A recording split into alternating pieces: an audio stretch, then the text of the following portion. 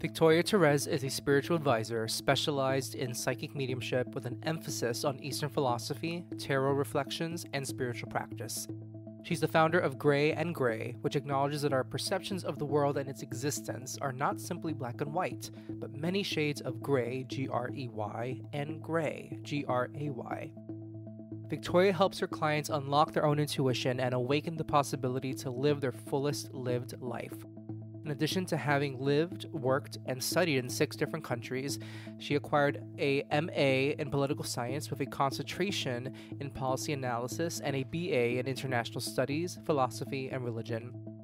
These experiences have given her the necessary tools to help her to explore, identify, problem solve, and hold space for the most aligned version of who clients are and who they want to become. We're talking to Victoria today on Third Eyesight. My name is Juan Francisco, and I'm a psychic medium and tarot card reader. I've always been curious about the supernatural, the paranormal, and psychic abilities, and I'm here to share my stories and interview folks who want to share their own stories with us. Let's get to it. Victoria, thanks for joining me on Third Eyesight today. So good to meet you.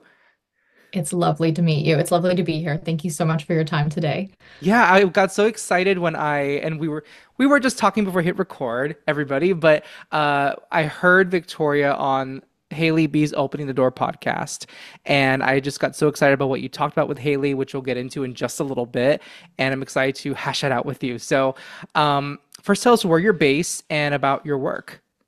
Yeah, okay. So I am based out in Ontario in Canada. I don't really like to specify exactly where I'm at.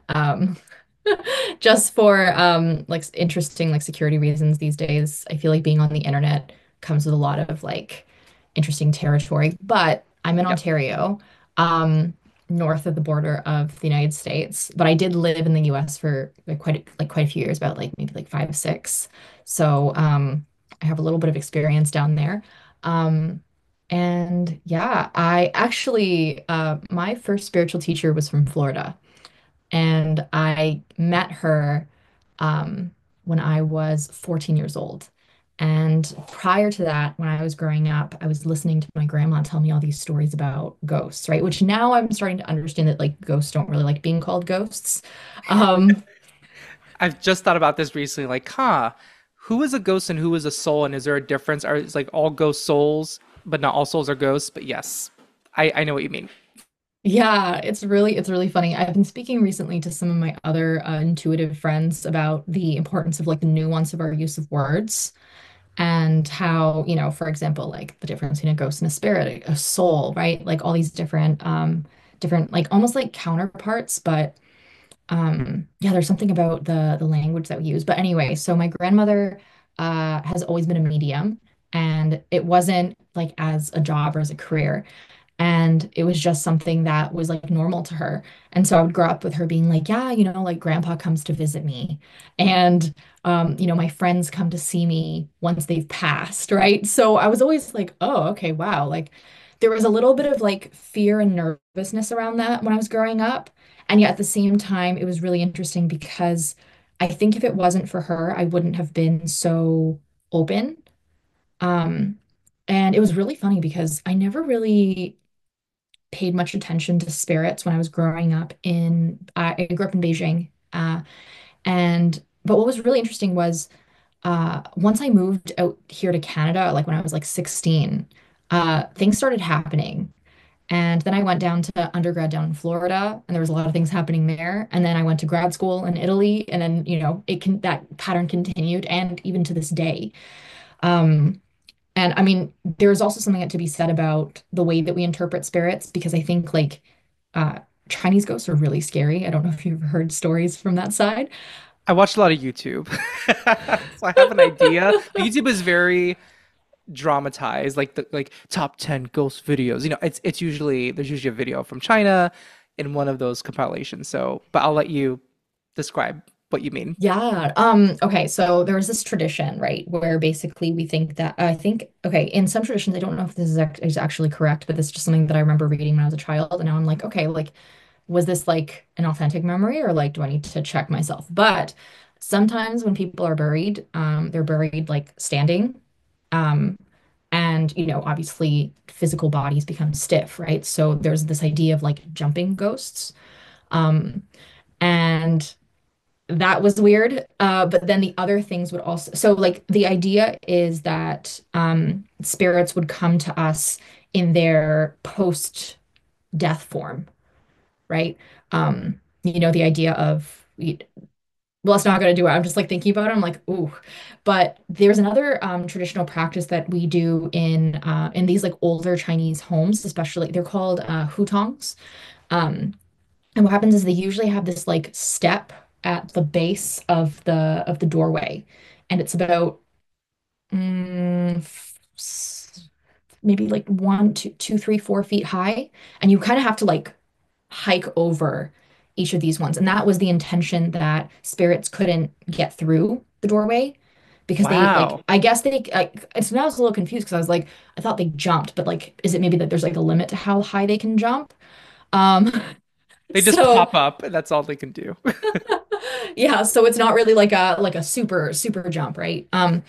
And whereas like the spirits that my grandma used to describe, for example, sometimes she could hear them, sometimes she would see like, maybe like a top half of a torso or something, or that was like one specific story she would tell me. She didn't tell me that many stories, but like the ones that she did tell me like really stood out to me. And I learned about boundaries from her. So there was a spirit she was dealing with when she was in a hospital, and it was kind of pacing in front of her bed, her hospital bed. And she said, "Hey, I'm kind of scared." She was really vulnerable, and I was like, "Wow, I really appreciate the vulnerability. I'm sure they appreciated that." She's like, "I'm really scared. Can you please leave me alone?" And it stopped pacing, looked straight at her in the eye, and then it faded. Spirit listens. They listen.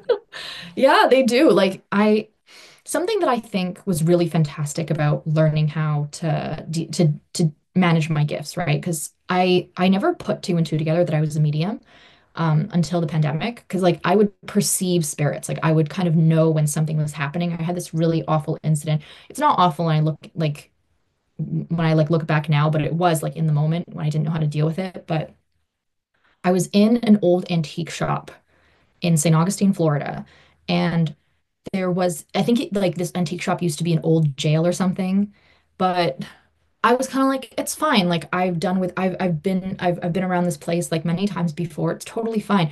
I saw some books in the back of this antique shop. I took one step into the room and I felt like I had the wind knocked out of me. And then I just felt off for the rest of the day. Like it was like there was this like heaviness that I was just kind of like shriveled up a little bit, and like I wasn't thinking clearly and all that stuff. And I spoke to my mentor about it, and she said, "Oh, like you probably came across a hitchhiking spirit. It probably like jumped on you to like move somewhere else." And I was like, "Oh, okay, great, amazing. I hate this." But I have to just quickly pause and say the synchronicity that is coming up as you share your story. Not so much your experiences, but I grew up in Florida, in Miami, Florida. I was obsessed with St. Augustine, and I inspired my family in fourth grade to take a trip to St. Augustine, Florida, because I was obsessed with the history in fourth grade history class. Um, and then first you mentioned antique shop, like, yup. And then you said St. Augustine. I'm like, wait a second, this is wild. So I just want to pause and say it's so cool. And also I'm part Chinese. So it's really cool, all these synchronicities.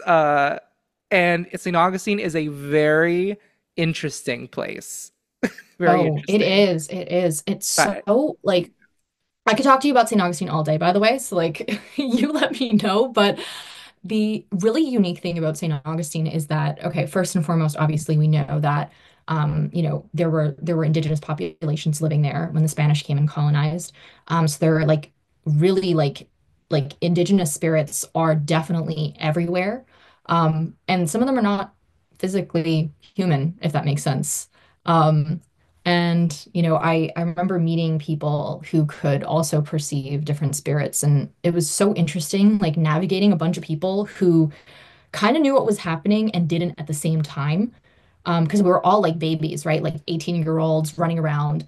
Um, and fun story, I actually went to undergrad in St. Augustine. So, um, The school that I was in was wildly haunted, and it was funny because the RA, and I'm sure you know what school I'm talking about too. Are you comfortable sharing the name? I know, I think I know what it is. Oh, okay, yeah, let's Is just it drop it. is it So, Flagler? yeah, Yeah, yeah. that's very famously haunted. Yes. So, interesting enough, the tour guides actually at my undergrad, they apparently ha are instructed not to tell ghost stories, but like I'm t when I tell you that like basically everybody has a ghost story, I truly mean it. I really wish like, that that was like more like known, but I really wonder why they didn't want to talk about it. Because like there definitely are like famous stories about, this one doing this thing happening there. Um, I knew girls who like uh, I think it was what Henry Flagler's mistress who like visited them for like exactly like 2, 3 nights and then never came back again to their dorm room. So basically it was an old hotel and it was the Ponce de Leon Hotel. And what happened was there are three famous spirit like ghost stories. I'm so sorry that we're pivoting. It's totally fine. But one is the spirit of Henry Flagler. Two is his mistress, who very unfortunately unalived herself, supposedly on the top floor. That has now become an atrium. They finally renovated it. It used to be like really spooky up there, and my friends and I like kind of figured out a way to like get up there. And I was like, I'm exiting. I'm not dealing with this. And then there was also a little boy who supposedly fell because he was trying to come after his ball. And what's so interesting about all these stories is that like people experience these things and more. I knew people who would say like, oh, like I witnessed a ball rolling across the floor, and you know, and there was nobody there. There was an incident where there was a girl who actually came from a very intuitive family as well, and she and her roommate started to bring toys for the little boy, and apparently the activity in their room started acting up a lot, so much that they had to call the RAs. And when the RAs showed up, there was actually an RA who was also a medium who was able to support the navigation of these incidents, which was such an interesting experience truly. But like these are now like hearsay stories that are, most likely going to be lost in time, but the entire city is haunted. Um, and what's really funny is it's also so beautiful. Like it's such a great tourist space. Most of the buildings actually, like all like the historic buildings that actually were kind of like revived in the 70s. I don't know if you actually knew that. I heard something about that. Yeah. Um, I met some people who were like former commissioners of the city and stuff like that, who were like, yeah, like, the grocery store used to be in that St. George Street, like middle of downtown. I used to be able to like, it used to be like a really functional city for like the people that were living there, and it became a tourist town. I'm not complaining about it. I love it regardless of what it is. Um, Now, to drive to the grocery store though, it's like 20 minutes wherever you're trying to get to, 20, 30 minutes. It's very, very different, but it has a lot of rich history and like so many different tiers. Martin Luther King was there for like 2 weeks in total. Andrew Young actually reported that the St. Augustine was the only place that he actually experienced like the most brutality out of any civil rights experience that they had. Um, the Lightner Museum across the street. Did you get to visit Lightner I Museum? did not. No. Mm-mm. Okay, so I highly recommend. I just learned this. I didn't know. And it's so funny. I was just looking this up this morning. I'm not even like I stopped thinking about it and all of a sudden I was like, that like I want to know about this guy that used to own this he owned this old hotel that was across the street. It was the former Alcazar Hotel, and this man from Chicago, his name was Otto Leitner, and he purchased this building to store his hobby collection. And it's this huge collection of all these fun little trinkets. Turns out this man was a huge advocate for hobbies. And he wanted to like encourage people to engage in collecting and eventually donate their collections. Um, and I was like, that's such a wholesome That's so um, nice. yeah, I was like, So wait, that's cool. so cute. Yeah. He Huh. used to purchase newspapers and then like revive them essentially. And so like as of right now, my research on this man is quite limited, but he sounded like a cool dude. Yeah, And that's definitely. and that's until like maybe we find out more things later. But in the meantime, Right. The vibes are fine. Right. Now, question, you mentioned that you had a mentor in Florida. So did you start working with a spiritual mentor while you were going to school? So it was a little bit before that. So I had friends that were living down in the Cocoa Beach area. And so what happened was the spiritual mentor of mine, I met her because by synchronistic chance, she was at a nail salon that my mother was at. And this was not the nail salon my mentor used to usually go to. She was usually going to like other places. And that was just one day where her usual nail lady like couldn't squeeze her in for an appointment. So she ends up sitting next to my mom. My mom's talking about me to, I think, a friend or something. And my mentor turns to my mother and she goes, you know, your daughter's not bipolar. Which, like, by the way, I'm not a huge fan of like when intuitives like to dabble in like psychiatry and like, you know, that kind of stuff. But at that point in my life, I was I was like misdiagnosed. And also that was my phase where like WebMD was a really big thing. And you know, like when you, and this Oh, is actually gonna yes. be relevant about like why I think that divination is self-reflection, because I was going through these lists of like maybe I'm bipolar because I'm happy and then I'm sad, right? The self-diagnosis of the desperately trying to find out, quote unquote, what was wrong with me was not the appropriate way to do it, because turns out I was never bipolar. I was depressed. I just wasn't bipolar. And you know, there was a lot and don't get me wrong, there's also a lot of stigma in spiritual spaces around mental health. Yep. Um, Absolutely. and there are still intuitives on TikTok that will essentially say that like, oh, your mental illness is like a gift, which like I understand why they're trying to say that. And at the same time, sometimes like framing it in that like singular way also sometimes like takes away from the reality that like there's so much more to it.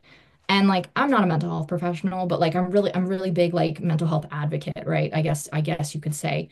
And so like when I'm in this space, I have to be really careful about navigating the boundaries between spirituality and psychology and pop psychology, which kind of like there's like a fun little gray area. Yeah, no, absolutely. I think that we have so much responsibility as practicing intuitives. Like we hold the person's hopes, their dreams, sort of in our hands when we're doing a reading for them, and we can say something that can set them on a path that is so misguided because we're coming from a place of ego and like thinking that we're smarter than other industries. Like, I mean, I tell folks, I never went to medical school. I'll never tell you what illness you have. I may tell you how something feels, or may tell you how an emotion feels if it comes to something mental, but I'm never going to tell you you have this illness or this condition because I don't know anything about those things. I know what it feels like to be depressed. I know what it feels like I have OCD. Like, I know what that is, but it's not for me to tell someone else a diagnosis like that. So, yes, I totally agree with you. Yeah, completely. And basically, from this nail appointment experience, I met her, and you know that was the first time I got to really experience being seen, heard, and understood. And I think that was really, really pivotal in my life because you know, like my like I was getting bullied when I was in high school, and my mother was trying to do her best to support me, but she didn't have the tools to be able to, you know, validate my emotional experiences, right? Because I mean, not to generalize, but like in traditional ethnic families, our families are not 100% the best at communicating how we feel, right? A lot of things are very culturally, um, like there are these like social norms that are already like expected of like reading the room, right? And that is a nightmare when you're neurodivergent, right? Like you're like, okay, I'm missing like a lot of cues and I didn't know, right? That's why, like, for me, like living in the West, I think I love that things are just communicated, right? It's just like, hey, I like this, or hey, I don't like this, you know? Um, but in that culture, it's like, oh, you know, an apology is cutting up fruit and giving it to you in your bedroom, right? The cute little acts of service. That's like a really big thing. And so my mother was again essentially engaging in acts of service where she was like really supporting me behind the scenes. And the fact is I didn't even know that until I was older. And that was a little heartbreaking because I wish that that had been a shared experience that we had instead of her going about it her own way and me going about it my own way, right? Um, but we are only human. And we're all having our, first lives. Technically, okay, I definitely believe in past lives. I love the idea of that, but I love to also respect the present moment as like if this is the reality that we live in, this is the one that we honor and like kind of prioritize or like center. Yeah, I'm so vibing with you. I just said this, I think it was a month ago. I did a podcast on my past life regression experience. And I ended the episode with some notes about the experience and about just past lives in general. And I had said something like, I still say it a lot on social media, that we are not living this current human life just to escape to our past human lives. Like, we are born into this life for a reason. We're not here to escape it. Um, it kind of, and also the topic of, I brought up cultural appropriation. Like, okay, yes, in a past life I did see myself as an indigenous Native American, but doesn't mean I'm going to dress up or appropriate that culture in this life, because I was not born as that in this life. I'm going to honor that life in the way that I can. So Mhm. yes, I agree, living in the present moment, living in this life, because that's how we learn even more fully. That's how our soul evolves. It's in this lifetime to evolve. Exactly. I love that. Because like that, like if we really like boil it down, right? Like I hear all these like essentialist arguments and like even people that aren't spiritual, right? They're like, oh, like I just like I'm born this way. This is just the way things are, right? Constant debates and questions on nature versus nurture. Almost as if to say like, oh, like I don't change, as if like humans, animals, like our species, the earth never evolves. Like we're always evolving. And so I think to be actively engaged in the evolution process of like the way that you see the world, the way that you show up in it, right? All these different things are so important, right? Because the ways by which sometimes like people get really caught up in their past lives. Like here's a really interesting one. There's a person, um, I'm not going to specify like what region it is, but there's someone in like the Ontario region who is a white man who channels a very famous historical Black woman, and I I find see where this is going. the ethics of that is so like, okay, like this might be true, but also like there's so much that I'm just like, I don't even think I want to touch this. Because you know what, like I think there's a lot of questions that are important to like ask, like, why you, right? And like and how are you using that in an effective way, right? Like I guess there's just so many questions that I'm kind of like, whoa. Um, and that's the thing as well, right? Because I'm sure that you also experience this too, is like, how do we honor people's realities without, because I could like if somebody like that was like a client of mine, right? And I'm grateful that I've never had this, but if I had someone that came to me that was like, oh, like I'm channeling this person, right? And you're maybe like a person of privilege and you're not considering the implications of whatever background this person you're channeling comes from or whatever past life. Um, it's like it's also our responsibility to not just like shatter someone's worldview and be like, no, actually you're wrong, right? I know sometimes like people sometimes explore past lives. In the very beginning, when I was on TikTok, I had someone DM me to say, like in a past life we were lovers. And here's all these awful things that happened to you. So it was like almost like they're trying to trauma bond me with like the past life was like to be like, oh, like, do you feel the same way? I feel like we should meet in person. Like we need to, talk about this, right? I think the expectation was like, oh, like I would fall into this person's arms and all this stuff. But That would freak in me out.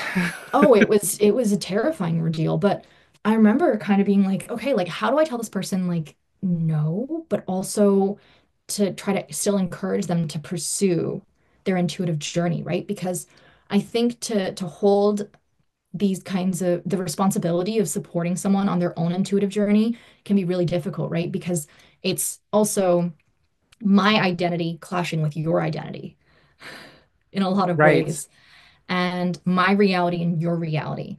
And one of my spiritual teachers to this day, and also I get to call her a friend, and I also work for her. Her name is Milana Snow. We just had a beautiful conversation earlier today where, she was saying to me that she doesn't use the term no self, which is like, that Buddhist concept of kind of deconstructing what makes you you. She rather prefers to call it the capital S self, which is like the higher self, the eternal self, um, the, the infinite self. And the reason why she doesn't like to use the term no self is because um sometimes like we get caught in that. Like you'll be like, "Oh, like I'm nobody," right? Like I don't have an ego. Like that also creates a kind of unique narrative. And so when we're working with identity, right, which I actually think identity is a really, really big part of our intuitive channeling, like who I am, and the more aware I am of who I am, the more I'm able to hold myself accountable for how I'm interpreting intuitive messages. And I think that when we are baby psychics, a lot of the time we assume that every intuitive hit is like a universal truth. But I think part of this journey is really about learning about like what is truth, what is reality, right? And honoring the subjectiveness of it, but also understanding that other people have different interpretations based on how we identify who we are. um, and yeah, like I always say, your intuition is always right, but you are human, so you will be wrong. Like even Exactly. I'm wrong.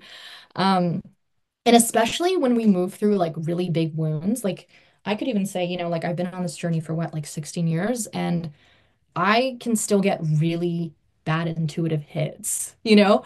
It's really funny because, when it comes to romantic relationships, I can completely misinterpret something and think that I'm right, only to realize like, oh, like this is like a really big like father wound. Yep, been there.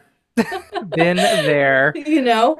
And so like I don't know about you and like how you handle this, and I'm so curious to know the way that you manage this, but like for me personally, I've started to set rules myself where I'm like, if I feel dysregulated, if I'm overwhelmed and I'm like needing answers, I step away from my decks. I don't tap into my intuition. I regulate, I read a book, engage in the humanness of it all. I just told somebody, actually, it was something I put up on Instagram or something. And I promise, the second time I mentioned Instagram, I promise I'm not trying to self promote, but I just talk about this stuff all the time. There is a post I put up recently where I talked about, oh, soulmate readings. I don't think there's anything wrong with a soulmate reading. However, I think clients should know, and I don't do soulmate readings, but those who get them should know that psychics are not 100% correct all the time. And if we are approaching a reading as a client on the client side with, like, I just went on 2 bad dates, I need to know when I'm going to meet my soulmate, like a sense of urgency, it's not the right, we're not going to be receiving the information the same way. So I think we're saying similar things that in a moment where I am highly stressed, I may put on some nice sound bowl music, or I go for a walk and do something relaxing. But I've had the worst as a recipient when I before I realized I had these abilities. When I would get readings from other people, and I still do, but when I used to get them more often, I would go and get those readings because I had a disagreement with my boyfriend, or I was feeling really insecure about my relationship. And those readings were not very good, not because the psychic wasn't good, but because I was kind of mixing up the energy of the reading as the client. And I totally, totally agree with you. Yeah. Yeah. And Yeah. and actually, this all makes me think about, and I think I mentioned at the beginning of the episode that the reason I wanted to chat with you is because I heard you on Haley B's Open the Door podcast talking about spiritual bypassing. And I feel like we're kind of talking about things that can contribute to someone's spiritual bypassing experience. Like if someone lives in their past lives and they don't live in the current life, or someone says, I'm nobody in this universe and I'm not going to care about social justice or governments or voting or my relationships because I'm a soul being. Like, so could you share with me? Um, I don't know where to start. What has been for you? What have you noticed in your experience meeting other intuitives, other working psychics?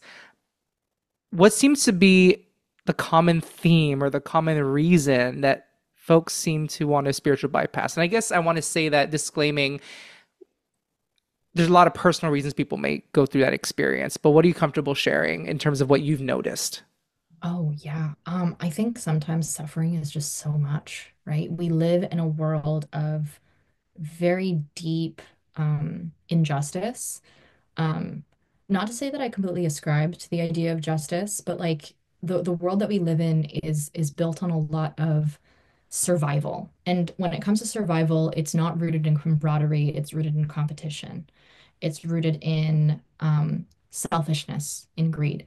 And I know people are always like, oh, it comes back to that question of like, are people born like this or are we conditioned? And I prefer to choose to assume that we are conditioned. Um, just because I'm an existentialist. I grew up listening to Hilary Duff's Come Clean, which now that I get older, I I'm did kind of not like, expect this reference. This is great. Sorry. I realize that her song is like, it's existentialist. Like, Come Clean is an existentialist song. It's like trying to fit a square into a circle was no life, right?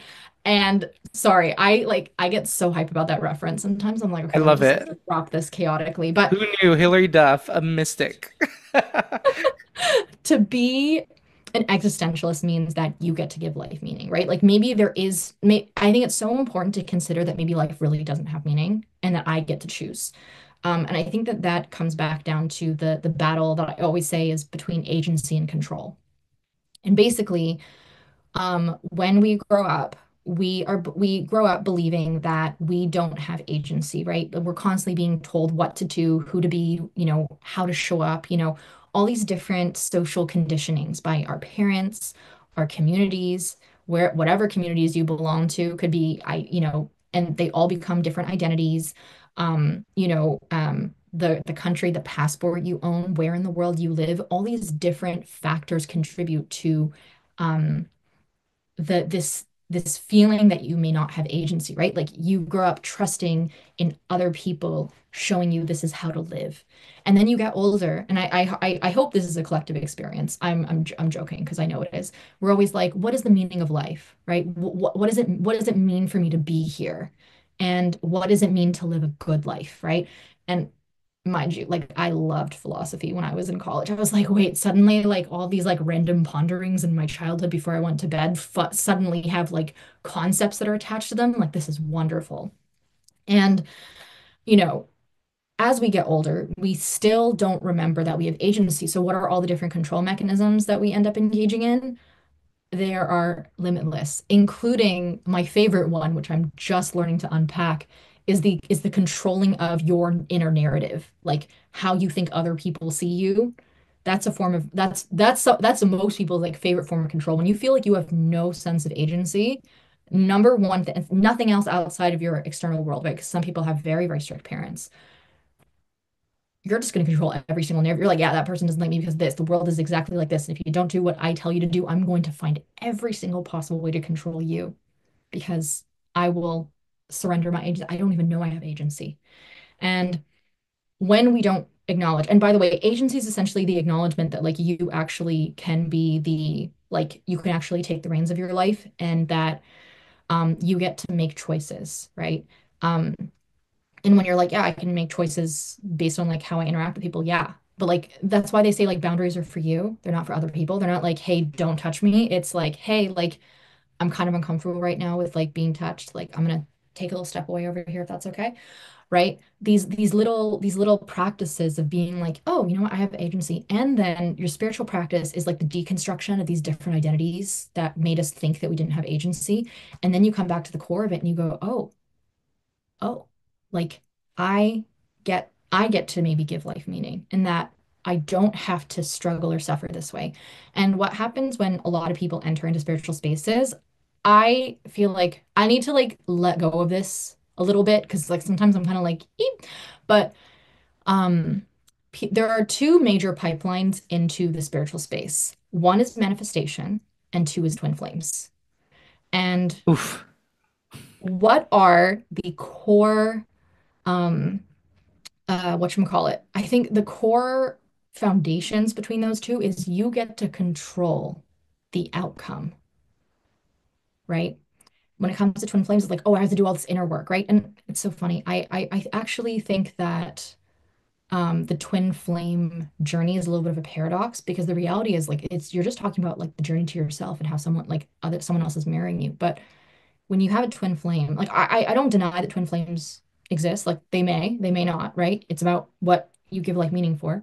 But also like how is that supportive to you, right? Like, because some, like, we have to learn how to be honest, like raw and honest ourselves, which is also part of the control thing, right? Because you're just like, okay, if I'm in denial, if I deny my reality, then everything's gonna work out, right? Control. Manifestation's the same thing, right? I can control the outcome of everything in my life, including other people, right? Like, I'm sure you've seen like people that are just like, yeah, like nothing around you is real. Everybody is you pushed out. Like those people, it's fascinating because like that's a philosophical branch as well of solipsism where you're just basically like, yeah, I'm the only real thing in this world, which like you could totally take, but is it supportive to you? Um, Right. is always my favorite question. And at the end of the day, right, spirituality is that deconstruction of the self. And there are a lot of things that we want sometimes because maybe the things that we want are actually just feelings we want to learn how to access. The control is trying to use your external world to change, to feel different. Agency is more about like realizing like you can create these motions within you regardless of your external circumstances. And like I was just telling my friend yesterday, I worked hard to access happiness or like joy. Um, like it took work to be able to like wake up every day and just like find these like small things in life to like genuinely like be so excited for. Um, and that's like these things take work, unfortunately. Yeah. And I think that when people experience so much suffering, they like the suffering is so painful to feel. Like we don't have the mechanisms and tools our entire lives to learn how to feel them, that we eventually kind of find these unhealthy coping mechanisms to like make up for that suffering, including identifying too tightly with spirituality. Like I see people sometimes who are still like, I can't believe people don't believe in spirituality. I was like, spirituality is not a belief system, right? Like, what do you mean Right. believe? What does believe in spirituality mean? Yeah. Yeah. Right? Yeah. I have to tell you, number one, I feel like I just listened to a masterclass of spiritual bypassing. That was brilliant. The way you just explained the experience of spiritual bypassing, and it makes me think about there's this podcast I've listened to in a very long time, but um or it's the title is based on a metaphor of like the wolf you feed or something like that, like the parts of ourselves that we listen to that we want to feed into. So let's say the part of me that believes that I am unwantable, if the more I feed that, I'm going to feed it through behaviors that are going to further validate that thought.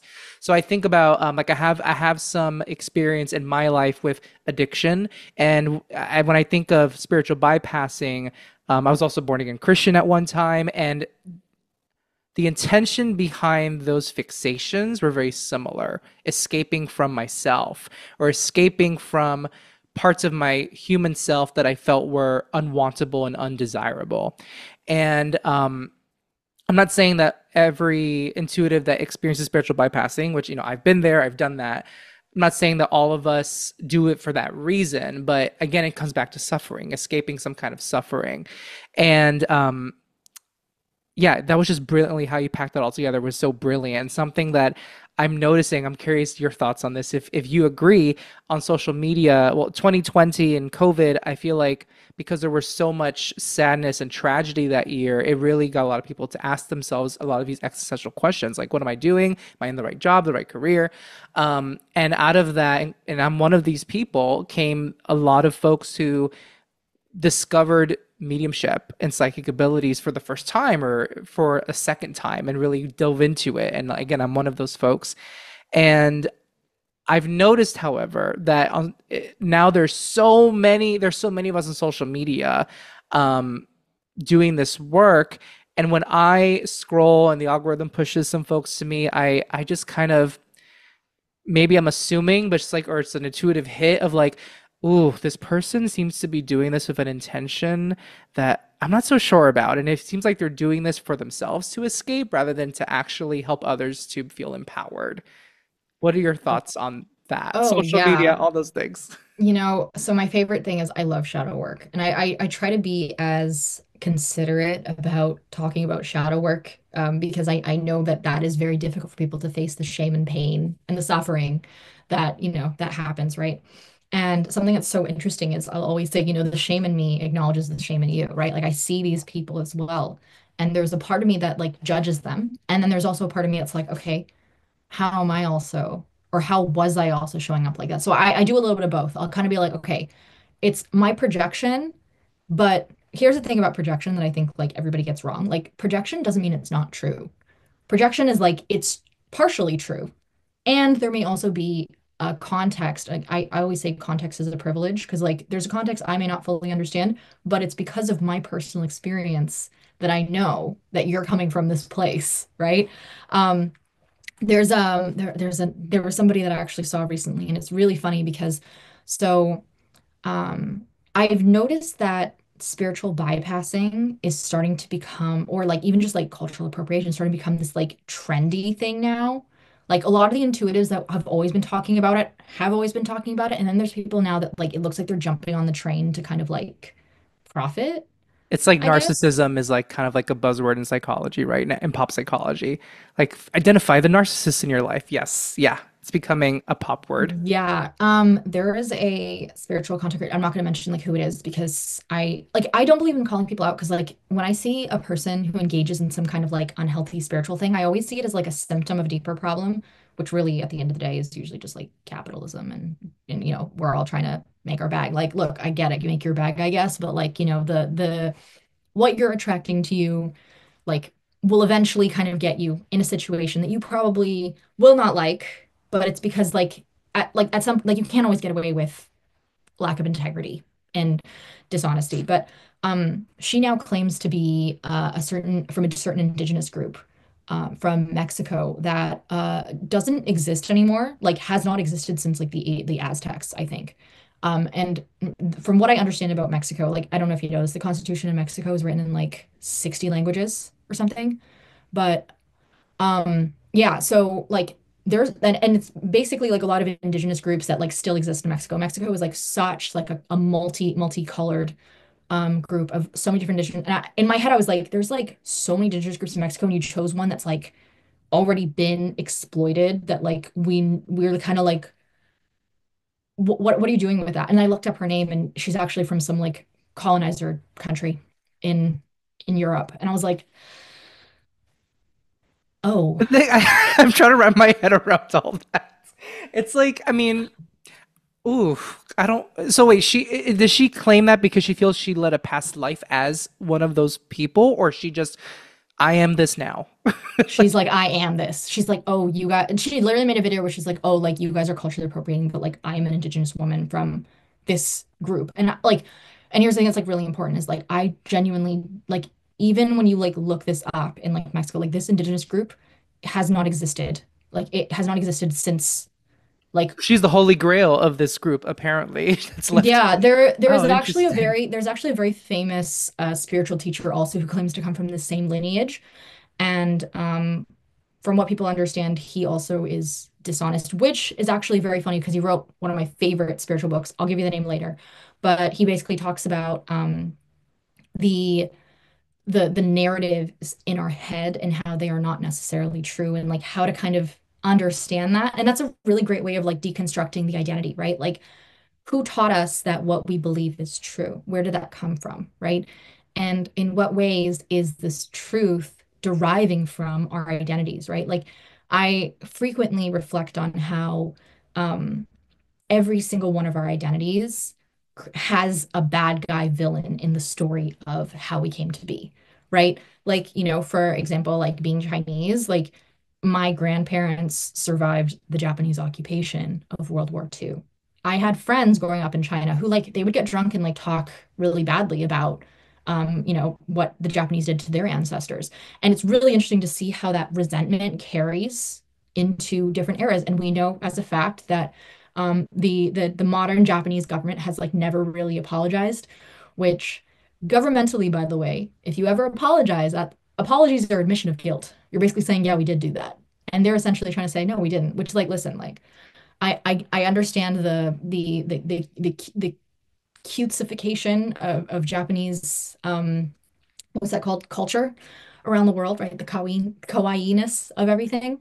And at the same time, like it's a very like speckled thing. Like people in Japan also suffered during that time, right? And it's something that I think we often forget is like the oppressor also suffers, right? That's why they're Absolutely. oppressing. Hmm. Um, and all of our different identities, like when we think, and I think just like thinking about and like labeling all these different identities that we belong to, it's like there's an enemy. Like when I grew up Christian, they were like, oh yeah, we were so oppressed, right? Like by the pagans. I was like, Yes, I think about that now. Like we are the persecuted. Yes, as a Christian, former Christian, it's like I was thinking this is wild. I was thinking about this today. A lot of synchronicities with you. It's really cool. But today I was just kind of like my stream of consciousness. I was like brushing my teeth or something. I was thinking about being when I was a former Christian and this idea that we are like we were the victims here. We're being persecuted, and our country is our Christian country here in the United States is under attack. We have to preserve our Christian country. And then now on the flip side of it, I always, as my listeners always hear, I'm double whammy. I'm gay and I'm a psychic. So I always think now about how seeing it from this side of things, I'm like, oh no, you actually have had the upper hand for a very, very long time. And yeah, yeah, truly. Like it's so amazing, but I'm like, like the victim identity can carry for like a long time. And then sometimes we'll like use that to justify why we hurt other people, right? To kind of be like, oh, well, like this other group hurt us, we can hurt this other group.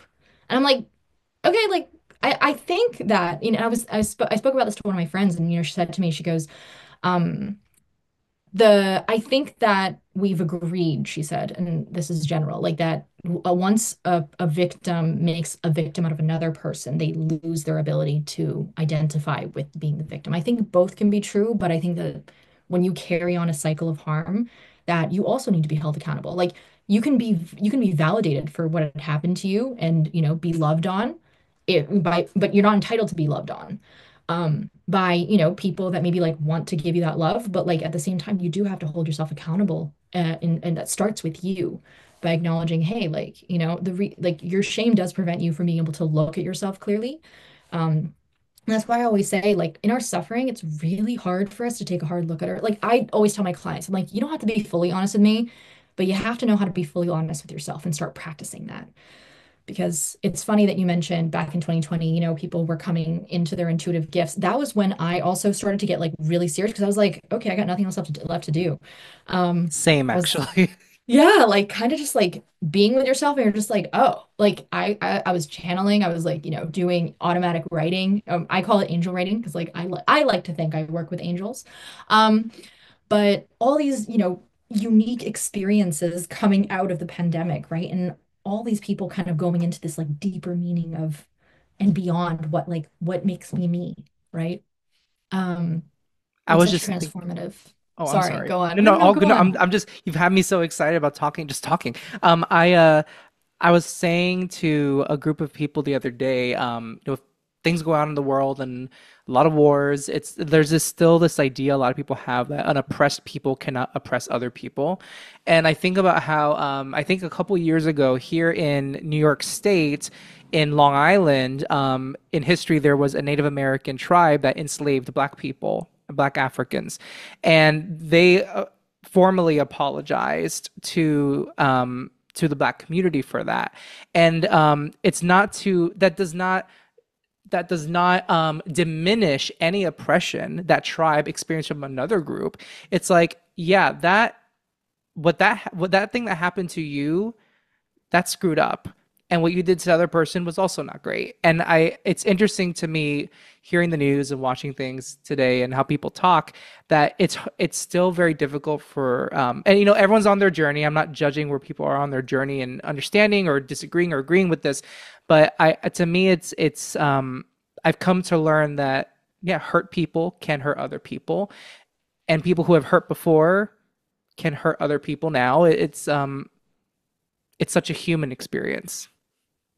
Oh my God, yeah. Yeah. And the one thing that my therapist always likes to say to me, she goes, something that's very interesting. And it's not to say that like every Christian space is like this, but at a very core point in history, right? Christians sometimes like to teach us that it's not okay to be human. Original sin. We were born with sin. Yep. Yeah.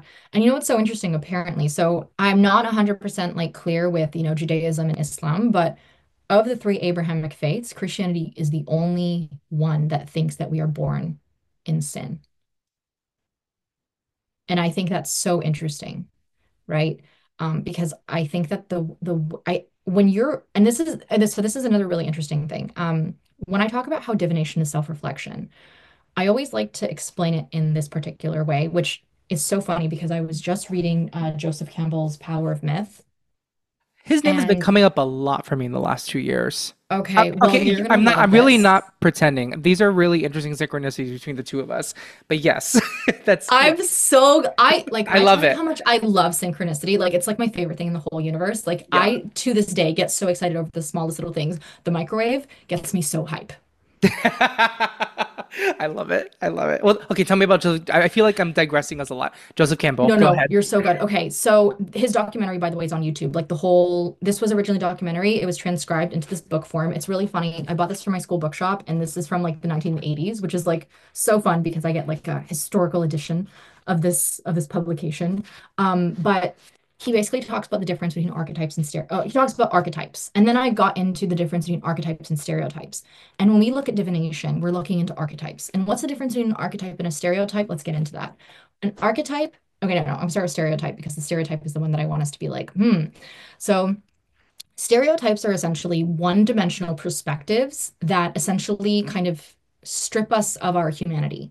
So a lot of time, like when we think about prejudice, right? When you think about certain groups of people and you go, oh, they're like this, that is one-dimensional. We don't give them the space to show us the nuance of what it means to be a complex human being. We minimize them, we simplify. And it's the same thing to do with, being like, oh, I don't like Geminis. Same thing, same thing.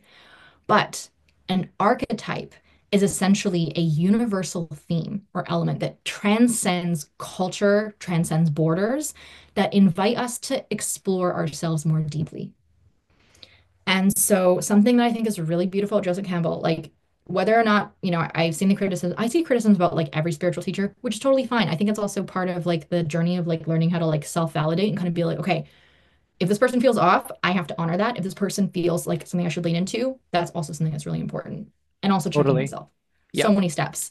But Joseph Campbell talks about the importance of archetypes, and he basically identified that myths around the world have very common elements. You have the hero who goes on his journey, right? When you think about the journey of the tarot, right? The journey of the fool in the tarot, he goes on a journey and he explores, he has mentors, he meets people, he has to learn lessons, right? Like who has not been through some kind of heartbreak, some kind of rejection, some kind of betrayal, right? So many different tarot cards that explore these things, right?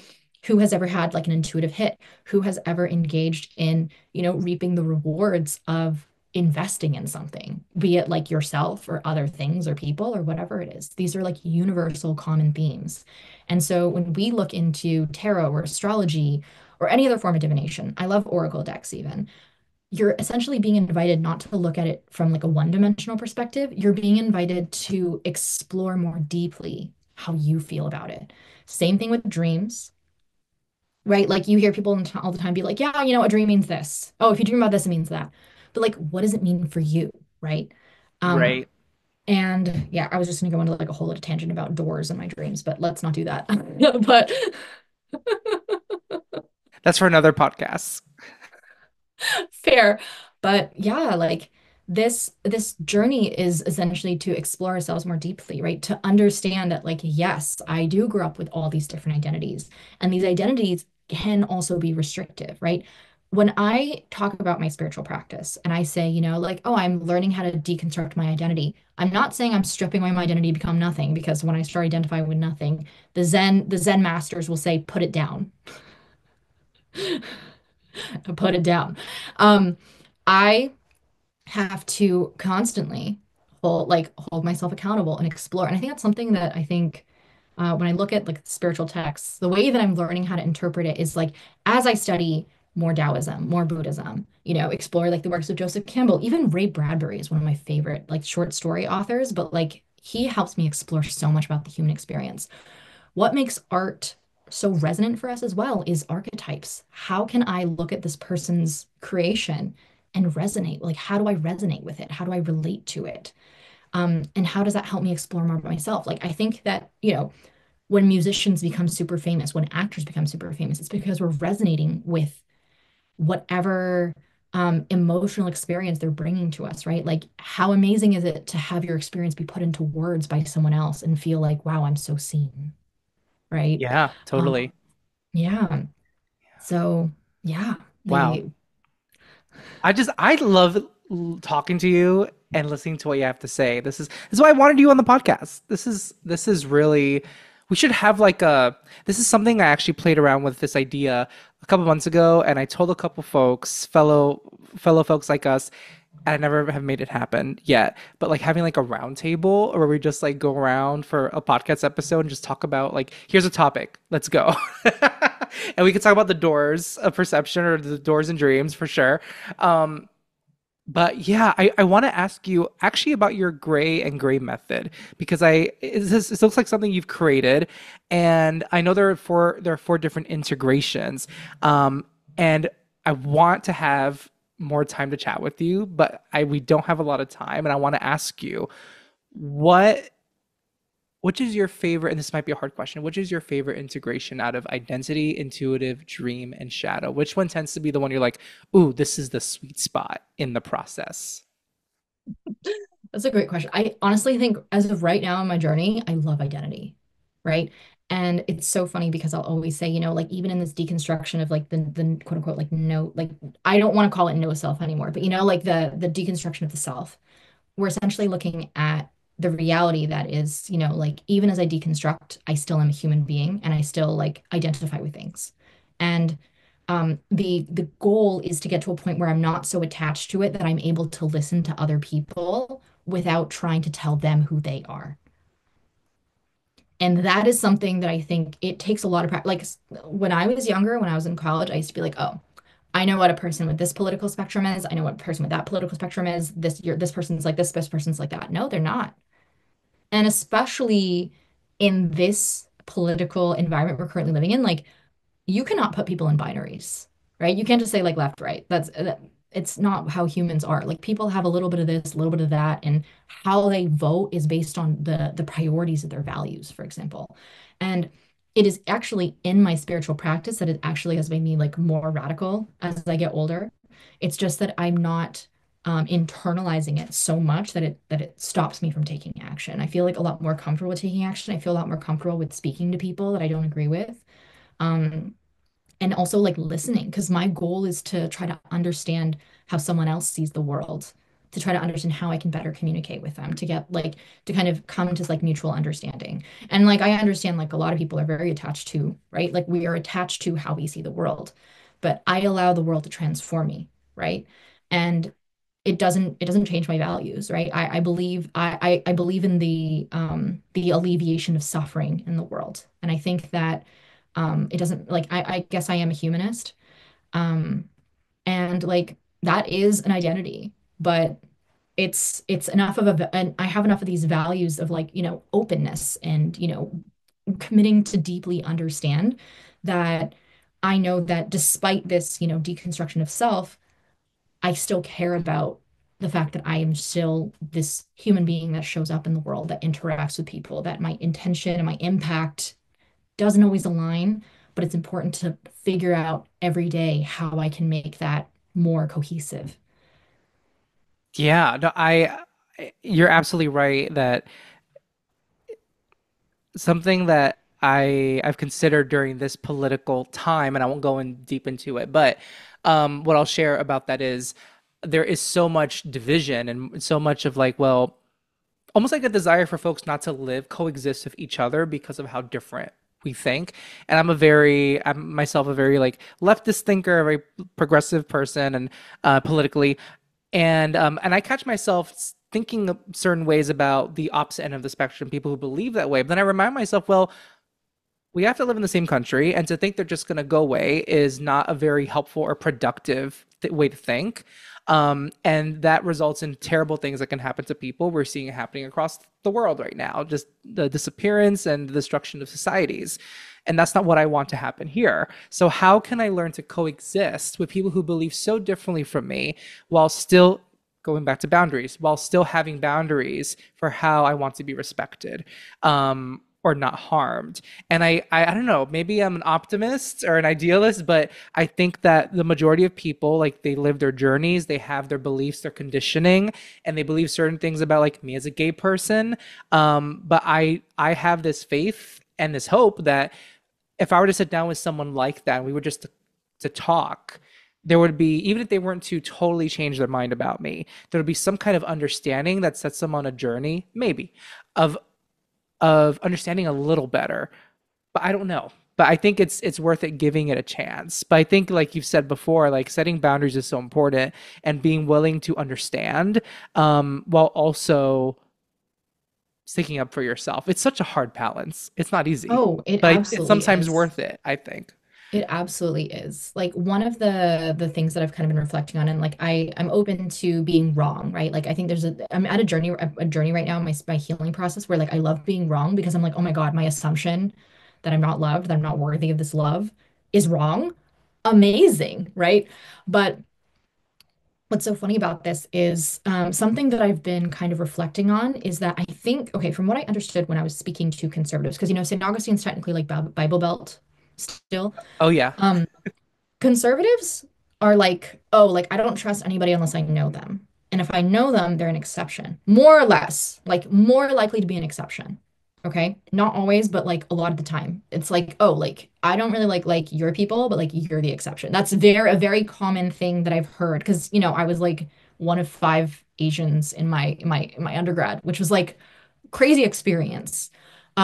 But people were like, I'm Canadian as well. Like, so, people like I had Americans that were like, oh, like I would proudly hide you in my basement to like have you stay here longer. And I'd be like, aren't you a Republican? Like, you're so and they're like, oh, well, only because it's you, right? Like it's this like if I know you, right? It's this belief of like what is safe, what is not safe. Whereas like I think the more left you go, it's the more of the understanding of like, oh, at the end of the day, it's about the fact that you're a human being and that you deserve rights. Like we all consistently deserve the same rights. And it's not equality as much as it's like equity, Right. but Yeah. it is more about this like, you know what, like I want this for all of us, not just for the people that I know. I want this for people I don't know. And I think that is a really, really important like nuance to like reflect on to kind of be like, oh, like, am I seeing this in my communities, right? Because the reality is like our neighbors, doesn't matter where you live, where you're at, people are gonna have 100,000 different perspectives on like how to live, what it means to like live a good life. I'm currently watching Mad Men again. I don't know if you remember that I've TV never show. seen it. I've actually never seen it. I don't recommend it, Okay. honestly.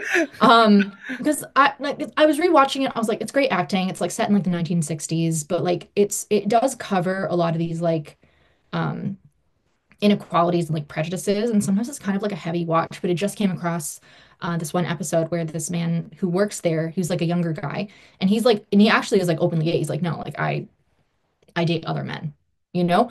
And the moment he leaves the room, with the other young guy, these older guys who are like in their like 30s, 40s, 50s are like start saying like really prejudiced things, being like, oh, like, I don't want to use the same bathroom as him and like all these things. And it just the it's shocking how sometimes like even like when we do know someone, like we're so attached to our identity. And that's why I sometimes I've been reflecting this like right before our call.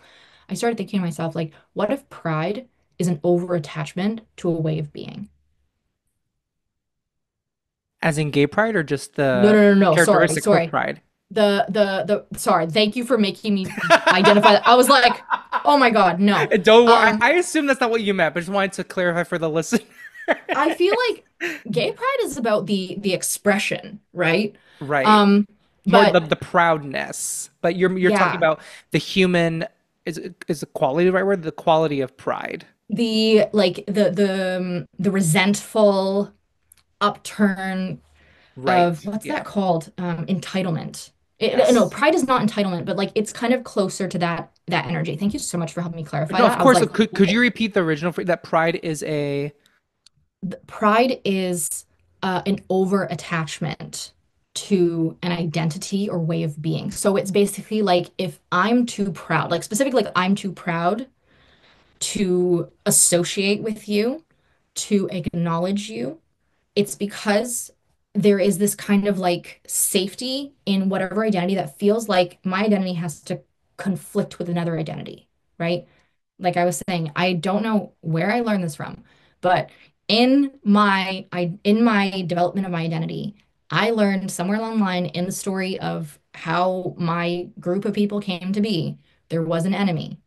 And why does it just so happen to be that I am so attached to that that if somebody, for example, like I have a lot of queer people in my family that have to be like very like private about it because my family is like Catholic. The cousins were like all vibes. One of my, and I just wanted to proudly say this, one of my cousins actually came out to like us by like announcing that he's actually on like a gay dating show back in Hong Kong.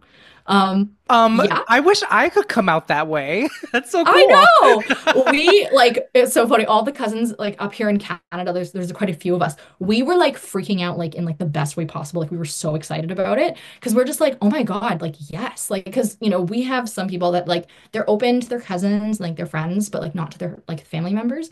And to be able to like celebrate that, like he's breaking generational curses. And I was just speaking with my cousins about how every single one of us are like little by little individually contributing by like breaking a little curse here and there. It's like and I opening love the it. way for like the rest of us. And him doing that like so publicly, like my whole heart. And he's also like super popular. They used him for like all the trailers and stuff. I love it. Well, God bless him. Wow, that's amazing. Yeah, and see, and that's the thing, like, when you are very attached to like, your Christian faith, right? And like the idea of the prejudice against, queer people in general, like that's very new. And I don't care what anybody says that translation came from an American Bible. Yep, that's what I've 19 heard. was it 1928? Something like that. But like it's like 100 years ago. So I think that it's very interesting. 100 years can change so much. And at the same time, like Pope Francis has been saying, like, you should be you. So I don't know. You're supposed to listen to the Pope. And then they get so prideful about being Catholic and like in their tradition, they're like, oh, we shouldn't listen to the Pope, right? That's the irony of that attachment to Yeah. the identity. Oh yeah. And there's in my therapy session something that's been a common um exercise that my therapist has shared with me is just growing up with the adults in my life, there was this idea of, and this is so common for so many of us, but with the way parents parent is like if you don't eat all the food on your plate, you're going to sit here for 2 hours. And my therapist would describe it as that is an instance where someone has to win here. This idea that someone has to win and someone has to lose. And that I've navigated my adult life, well, this is all about like dating, really, for me, like dating life, myself as a gay man in the gay community. I've navigated my life feeling like either I'm a winner or I'm a loser. There's no like, we're all winning, yay! Together, togetherness. It's all about me coming out on top. Or if I don't come out on top, then what's the point of even stepping out of my apartment or doing the thing? And I think when it comes to pride, can you say that phrase again? Because it was so good. Pride is an Oh, overstatement, the over attachment overattachment. to an identity or way of being. Yes. So I think that's what that reminds me of is I am so in need of preserving my self, my ego self, that I need to come out on top and you need to be here. So I know that I'm the one winning, that I'm the one in control here. Going back to control, what we were talking about earlier. So yes, that I'm glad this is a recorded thing we're doing because I'm gonna go back and listen to that phrase over and over again because it is so good. Um, yeah, this is. I hate cutting for time, but I do want to ask you one last question. This is so great. What is, if there's a myth that you can debunk about the work that you do as a spiritual practitioner intuitive, what would that be? Oh my God. I was so funny when I was looking at it, I was like reflecting, I was like, okay, like I wonder what I'm gonna say. I'm like, maybe I'm just gonna like let's be like an intuitive, like, just let it happen. Now I'm like, oh my God, I don't know. But I think that it's something that maybe like I'm learning to kind of like move through myself. Like I noticed I have a lot of prejudice about myself, about being an intuitive. It's kind of like this. And I had another intuitive client who also is a professional intuitive who's like, I'm kind of having a bit of a difficulty coming out of the intuitive closet. And I it isn't it like and I guess I'm also no, I'm not meaning to turn around on you before I answer, but I'm also curious to know about the difference between you coming out as an intuitive versus coming out in your life as well as like a gay man. But the the the the preconceived ideas about us as intuitives is so whack.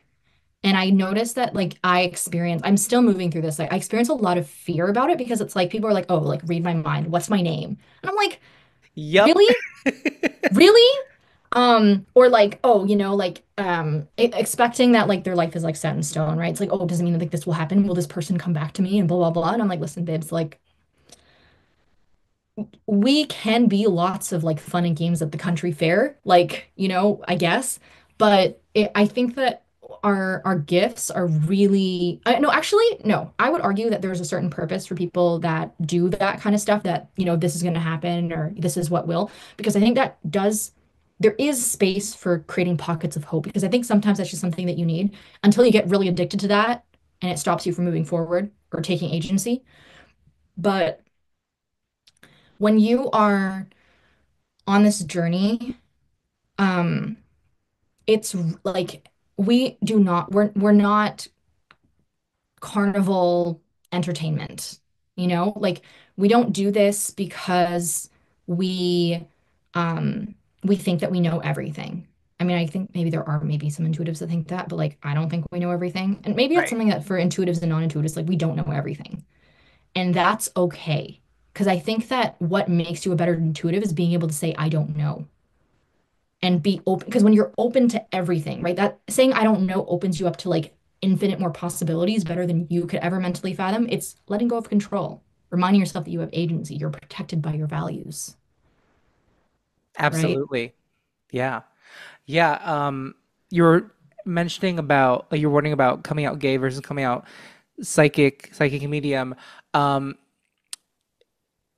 well, my own life experience.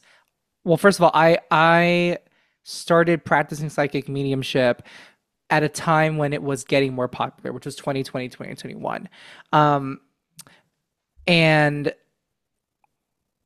I do not let my professional 9 to 5 life know about this part of my life, maybe save for a few people. It's something I'm actually in the process of starting to disentangle that. Like I'm on the board of a museum in New York and that's like part of my professional like PR life.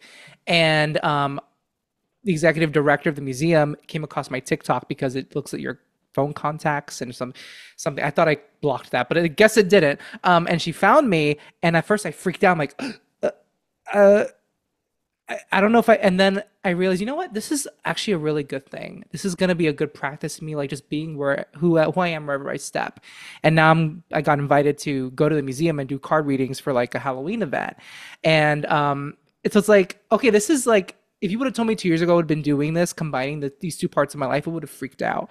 But I'm learning how to integrate the different parts of my life in a way that's smart. Of course, I think there's still so much stigma out there in the corporate world about this, and I understand why. But doing it in a way that feels slow, that feels gentle, but feels like there's a progression for me. And so I say that because for me, coming out gay was way harder. But I think if I were to come out gay, like if I were, I'm not saying it's totally easier these days to come out gay, but it is a different time. And I think timing has so much to do with what it felt like to come out as a psychic medium or start that work in 2020, 21, coming out gay in 2010, 2012, before marriage was legalized in the US nationally. But yeah, I think that something I have learned practicing mediumship and tarot card readings that I didn't realize before is exactly what you said. Um, I still feel some imposter syndrome sometimes doing this work. And I think people who don't do this work do assume that we are so confidently knowing everything. Like, girl, if I knew everything, I would be winning the lottery. I wouldn't be telling you what the lottery numbers are. Like, we would be sitting on a bunch of cash, but that's not what it's about. It's not about that. It's not about being right about everything. It's not about us winning all these fortunes because of what we do. If it happens, great, that's abundance. It happens. But there are a lot of assumptions about who we are, what we do. And like you mentioned before, if I may bring it up again, like, I don't ace romantic relationships because I do love readings for other people. Like I don't know. I don't there's another human on the other side of that relationship. It's not about me and my intuition being right all the time. Yeah. Mhm. Absolutely. Yeah. So congratulations on kind of like moving beyond the Hannah Montana, like undoing the wig. I, I am so listen, we got Hillary, we got Hannah. These are our new mystic baddies. I'm here for it. Yeah. Yeah, that was my generation. Not unfortunate. I'm quite proud to be, Oh, me a, too. Yes, a I think we're the millennial. same generation. Yes. Yeah, I'm proud of Yeah. it. Pre-cell Yeah. No, phones. Yep. it's fun. Yeah. Oh my gosh. I was just reflecting. Have you watched the movie recently? It's what's that called? He's Just Not That Into You. No. Wait. Who's in that? Wait. It was like a huge ensemble cast. I think it was one of the first ones. It was like Jennifer Goodwin, Justin Long, Drew Barrymore. No, I never saw it. Never saw it. Okay, that one I do recommend, and it's not because of the content in the movie, but rather like the use of like cell phones and like the wall cord phones. Like this was 2009. Oh, even I just watched 500 Days of Summer the other day, and they have cell phones, but they're not cell phones that have like a web browser on them. It's like, wow, this is taking me back. It's I wild. distinctly remember my experience being like 2008, 2009, where like there was an internet access thing on your phone, but whenever you clicked it, it never ever connected. You would see like the Yep. www browser, but then like you wouldn't see anything and it would just be like loading like Yep. eternally. And the screens are really small. The only game was the Snake game on my Nokia black and white phone. Yeah. Wait, where are we going with this? Well, I don't know. I'm so sorry. I think I just oh, got so please don't be excited sorry. about. I'm loving this. I want you to tell folks how they can find out more about you, your website, your socials, all the things. You can find me on greygray.ca, spelled Grey, And the reason why I have both spellings is because I believe that no matter where you are in the world, you're technically right, literally depending on where you are in the world. Um, and you can find my Instagram, which is victoria.therese underscore. And then my TikTok does not have the underscore. And I think that is it. Um, but otherwise, like if you resonate, come find me. And if not, like I always give disclaimers, like don't I can give you 600 reasons why you also shouldn't see me because I try to give as much free content as possible because I think that was the initial goal of like why I started doing what I wanted to do because I wanted people to be able to access spiritual knowledge that wasn't behind a paywall, you know? Right. I love that. And also, I love the name of your business because when I read why you called it Gray and Gray, I'm like, that's brilliant. Just brilliant. And what's funny is when I typed up your bio based on what I found on your website, Google wanted me to correct GREY to GRAY. I'm like, listen, it's also correct. Case in point. Well, Victoria, thank you so much for this amazing conversation. I had so much fun talking with you. Legit. I really did. This was awesome. Thank you. Thank you, Juan. Thank you. If you have a question or topic you want me to cover on Third Eyesight, head to my website, juanfranciscospirit.com/contact, and send a message my way. If you really enjoyed this episode, leave a review wherever you listen. I'd really appreciate it.